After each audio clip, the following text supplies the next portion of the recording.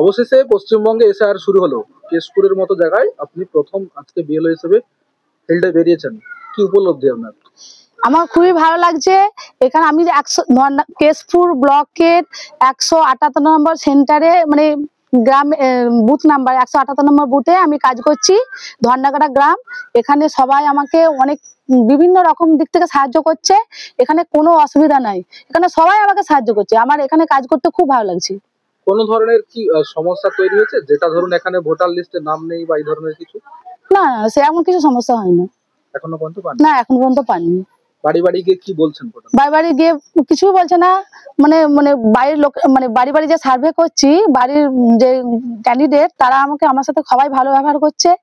আমি আসছি 4 তারিখে, আজ থেকে স্টার্ট নির্বাচন কমিশনের অর্ডার। আমরা আজ থেকেই বাড়ি বাড়ি গিয়ে সার্ভে করলাম যে এসআইআর। তারা আমার থেকেও আগে সব জেনে গেছে। আগে সবাই খুব উৎসাহ জোগাচ্ছে যে আমারটা আগে খুঁজে দিন, আমারটা আগে খুঁজে দিন। সবাই বলছে, আমার কোনো অসুবিধা হচ্ছে না। কি দিচ্ছেন ওদেরকে হচ্ছে গাইডলাইন যেটা সেটা দিচ্ছি, ফর্ম দিচ্ছি এক এক ক্যান্ডিডেটের, হ্যাঁ 2টো করে ইনোমিনেশন যেটা ফর্ম, সেটা 2টো করে কপি আমি দিচ্ছি তাদেরকে। কতগুলো বাড়ি এখন পর্যন্ত হয়েছে? হ্যাঁ 10-12টা হয়েছে। আপনার নাম? আমার নাম মমতা খাতুন।